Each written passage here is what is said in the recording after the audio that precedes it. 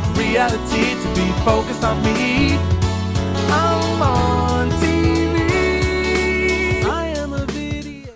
Welcome back to another episode of Vidiot on Demand. I'm your host, Phillip Williams, and with me, I've got Oscar Stävemyr. Woo! So, we did 2 Marvel, we did 2 DCs, but now we're going to do something that's a little something else. And technically mine is actually DC because it's Vertigo. And I didn't realize it was a Vertigo. But the point of, I didn't want to just do superhero stuff. I wanted to have sequential art stories is what I really wanted to get at. So with this, I went with, boom, Y: The Last Man. Ooh. For those of you who are not familiar, Brian K. Vaughan, the writer of this, is basically a mad genius. Kinda, yeah.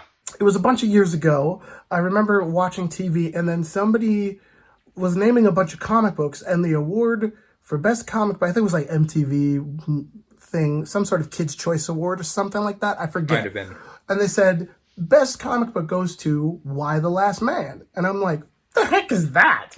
I remember feeling like, that's not a superhero thing. Why is this the best thing? And then I didn't really look into it until much later.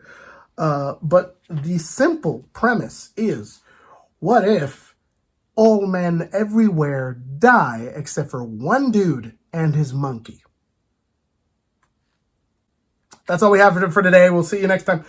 The monkey's secretly a villain, I tell ya. I believe, oh my gosh, I don't remember when this came out. Probably 2002 or something? Yeah, sometime around there, yeah. Yeah, and the story, I remember when I read it, it was addictive because, as you can see, I collected all of them. And there are 10 volumes of various sizes. But when reading it, it was serial television for me. It was a series. It was, at the time, on the level of something, say, that Lost was at the time. You know what I mean? Yeah. And but much better. Exactly. Much better. And it, or rather, let's put it this way. It was more of a Avatar: The Last Airbender, yeah, but for grown-ups. And the way they told their story was fantastic. And they also gave time for just world-building things in general. Like, for example, they come upon a troupe of actors who later on get a kind of little focus in the story. What's great is the origin of it is very vague in the very beginning, why this happened, and you're just trying to figure it out. And I love how the commentary of how little women there are in places of power, that by the time this happens, the only woman who can step up and be the president of the United States is like the Secretary of Agriculture, which happens to be the lead character's mom. It was great coincidence, but they do a lot of interesting things with every story they tell. They show how people can use this as some sort of religious, they can just build cults off the back of this. And his sister joins basically a gang, like a cult gang, and their whole deal is that they're a band of women that go around and just kind of bully other women, and they even cut one of their breasts off in order to be better at archery. And that's things actually like that. a thing from Old Greek. Exactly, which is the reason why they do it. Like, all of these things are very interesting. The only nation with an army that works is Israel because of the mandatory draft that they have there for all women there as well. Yeah, it's very fascinating the way they show how things could possibly fall down. And then the character study of each person, how eventually you realize, why is the lead guy, Yorick, he's always running around and getting his butt into trouble. He can't seem to follow, he's got one secret agent that's trying to protect him, and every time, on every turn, he's like, or I can just run and do this, and he would run off. And then when you realize that he's just suffering from survival's guilt, that's another issue that is brought up, that he just doesn't feel like he's worthy of being alive. So there is a sense of him trying to push the boundaries to end himself on some level. He's not suicidal, but he just doesn't feel like he deserves to be alive. And it's a very interesting thing to bring up in a comic book. A lot of the stuff that happens to these characters are wild, but they seem so plausible, and I just enjoy the heck out of reading all of these characters go through what they go through. And I don't want to spoil anything more, because I do believe they're actually going to try to turn this into a series finally, after way too long. But there's going to be work on that, and I pray that they keep it in line with what this comic book felt like when I read it. It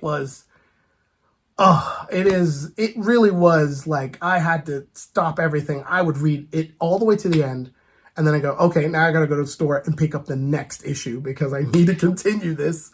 It was just so well done. The art is amazing, and they do have some horrific imagery in some episodes when you realize, for example, when he feels, the moment he realizes that he's the last person alive and all the men everywhere are dead, and that moment of him just walking down the stairs, hearing all the commotion and seeing so many people and women crying over their babies that are just suddenly died for no reason, it's like, and it goes, and it extends to animals too, doesn't it? I can't remember. I think it does. It extends. Yeah. So it's it's like horrific, but at the same time, there's a bit of optimism in there. There's a bit of them pushing to try to save the day.